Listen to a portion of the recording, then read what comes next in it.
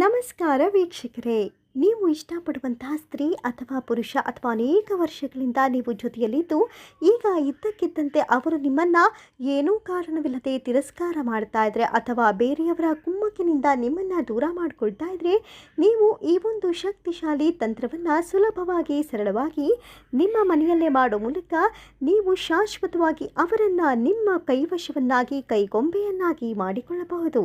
ಹಾಗಾದರೆ ಈ ತಂತ್ರವನ್ನು ಅನುಸರಿಸುವ ಬಗೆಯನ್ನು ತಿಳಿಸಿಕೊಡ್ತೀವಿ. ಅದಕ್ಕೂ ಮುನ್ನ ನೀವಿನ್ನೂ ನಮ್ಮ ಚಾನಲ್ಗೆ ಸಬ್ಸ್ಕ್ರೈಬ್ ಮಾಡ್ಕೊಂಡಿಲ್ಲ ಎಂದಾದರೆ ಸಬ್ಸ್ಕ್ರೈಬ್ ಮಾಡ್ಕೊಳ್ಳಿ.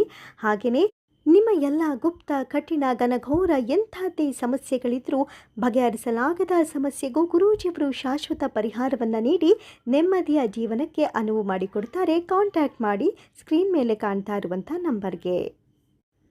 ವೀಕ್ಷಕರೇ, ಅನೇಕ ಕಾರಣಗಳಿಂದ ಅಥವಾ ಏನೂ ಕಾರಣವಿಲ್ಲದೆಯೂ ನೀವು ಪ್ರೀತಿಸುವ ಆ ವ್ಯಕ್ತಿ ನಿಮ್ಮನ್ನು ತಿರಸ್ಕಾರ ಮಾಡ್ತಾ ಇದ್ರೆ, ನಿಮ್ಮ ಫೋನನ್ನು ರಿಸೀವ್ ಮಾಡದೇ ಇರೋದು, ನಿಮ್ಮನ್ನು ಬ್ಲಾಕ್ ಮಾಡೋದು, ಜೊತೆಗೆ ನಿಮ್ಮನ್ನು ಕಂಡರೂ ಕಾಣದಂತೆ ವರ್ತಿಸೋದು ಅಥವಾ ಬೇರೆಯವರಿಗೆ ಆಕರ್ಷಿತರಾಗ್ತಾ ಇರೋದು, ಇಂಥ ಅನೇಕ ಸಮಸ್ಯೆಗಳಿಗೆ ನೀವು ಅವರನ್ನು ನಿಮ್ಮ ಕೈವಶ ಮಾಡಿಕೊಳ್ಳಲು ಸುಲಭ ತಂತ್ರ ಹೊಂದಿದೆ.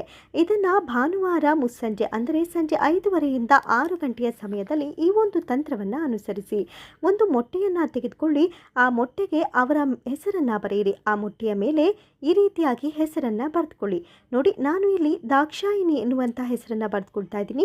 ನೀವು ಯಾರನ್ನು ವಶ ಮಾಡಿಕೊಳ್ಬೇಕು ಅವರ ಹೆಸರನ್ನು ಬರೆದುಕೊಳ್ಳಿ. ನೋಡಿ, ಈ ರೀತಿಯಾಗಿ ಹೆಸರನ್ನು ಬರೆದುಕೊಂಡು ಇದಕ್ಕೆ ಅರಿಶಿನ ದಾರವನ್ನು 21 ಎಳೆಯಲ್ಲಿ ಉದ್ದ ಹಾಗೂ ಅಡ್ಡನೆಯ ಎಳೆಯಲ್ಲಿ ಸುತ್ತಿಕೊಳ್ಳಿ.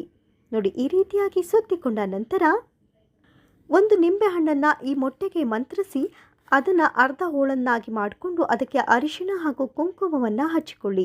ಆನಂತರ ಈ ಒಂದು ಮೊಟ್ಟೆಯನ್ನು ನಿಮ್ಮ ಎಡಗೈ ಮೇಲೆ ಇರಿಸಿ ಓಂ ಕ್ಲೀಂ ಕ್ಲೀಂ ನಮೋ ಕಾಮದೇವಾಯ ಕಾಮಾಖ್ಯಾದೇವಿ ವಶೀಕರಣ ಸ್ವಾಹ.